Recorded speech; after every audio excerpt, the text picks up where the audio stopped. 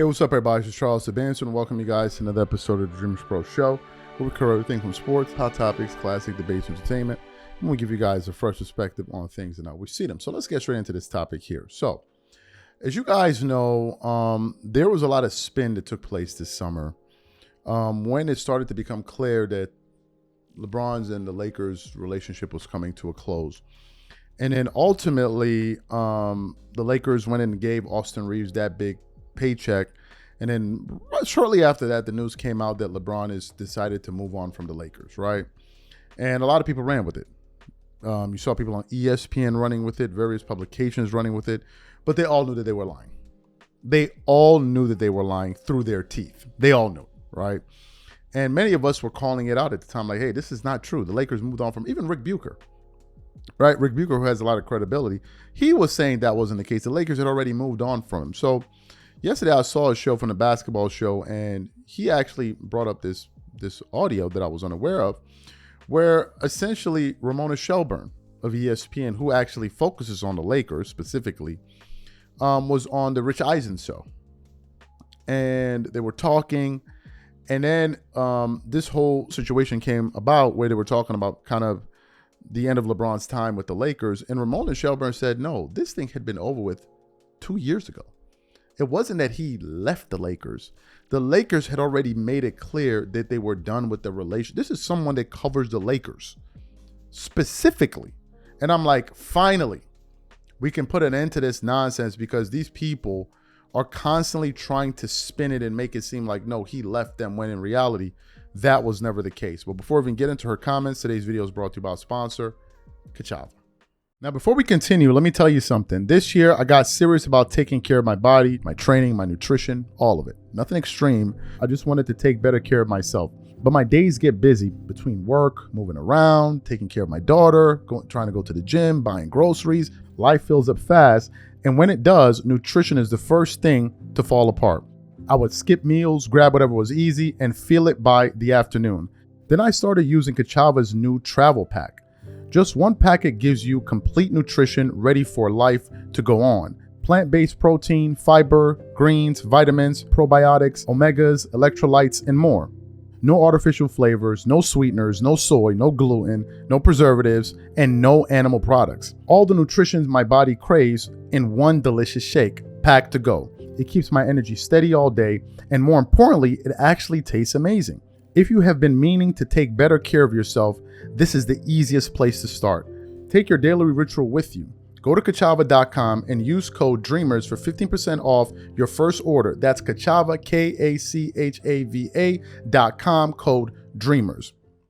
All right, perfect. So we want to play the video for you now. Take a listen to what she had to say here, and then we're going to come back and continue on. Take a listen to Ramona Shelburne here. And you said that this deal has been knocking on the door.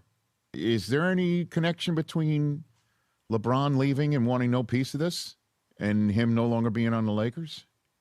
I don't think so. Okay. No, I don't. I don't think there's any tie-in. Right. I really think LeBron, in reporting on his departure after the fact, okay, like we all reported on it during the time period, and then now we're doing it after the fact.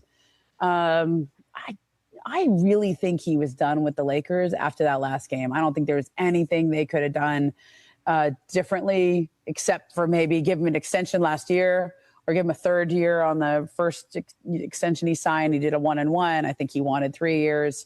They weren't willing to do that because they wanted it to line up with Luka, or they wanted the salary cap flexibility that summer. I don't know if they had Luka yet.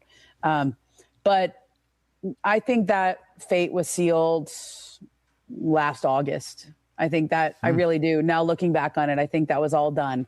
He wasn't going to play for less with the Lakers because that's such an insult to play for so much less with this team. It's like when your boss asks you to take a pay cut, especially after the year he had, and he was so good. It's different. There's a sort of curse of the incumbency. I don't think he wanted to be the third banana. He just accepted that role. He wanted to be wanted. He wants to have a key role. This is Luka's team. They turned the page. It was done last year. And he just, everybody made the best of it, and he was professional about it. He had a great year. Now he's in Philly. Everyone recruited him. Miami recruited him. Cleveland recruited him. The Warriors obviously have tried to trade for him 4 times. He keeps saying no. It felt good to be wanted compared to a place where they already traded for your replacement. I get it. No harm, no foul. It's an amicable divorce. Nobody's paying alimony. He's in Philly. He's happy. Perfect. So you heard what she had to say. Look, this thing was over a while ago. It was over when the Lakers didn't offer an extension. Then it was also over when Rob Pelinka was asked, hey, are you guys going to give LeBron an extension? And he essentially said, go ask LeBron what he wants to do.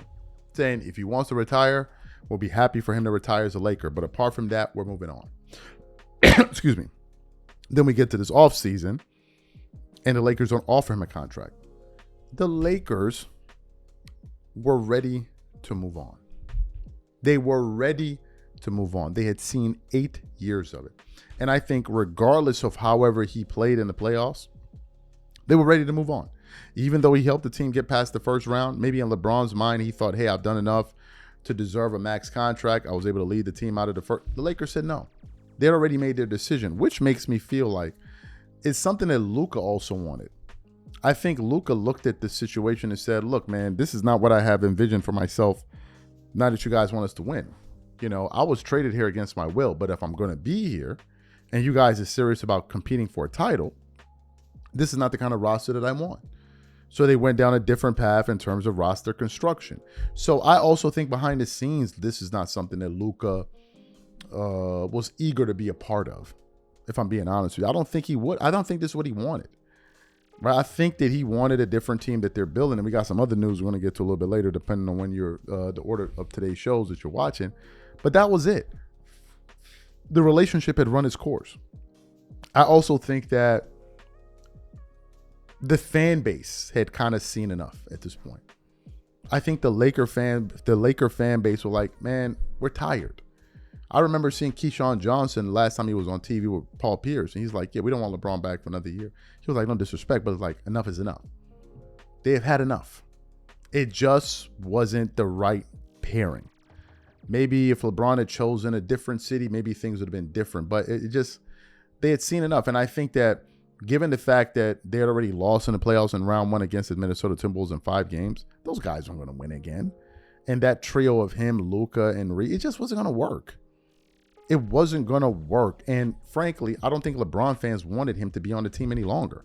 I think LeBron fans themselves were ready for him to move on. I know they were ready for him to move on. I know LeBron fans wanted him to be like, hey, go somewhere else where you could be appreciated. Why are you staying with this franchise? They don't want you. The fan base doesn't want you. Can you please move on? So when the news came out this summer that he could potentially go to these top teams in the NBA, they were hoping for that. They were excited about it. So that's why I think they parted ways amicably. I think LeBron wanted to move on. I think the Lakers wanted to move on. And that was that. I don't think it was anything more complicated than that. These are my thoughts. Whatever you guys think, please leave your thoughts in the comments. And we'll catch you guys on the next show. Peace.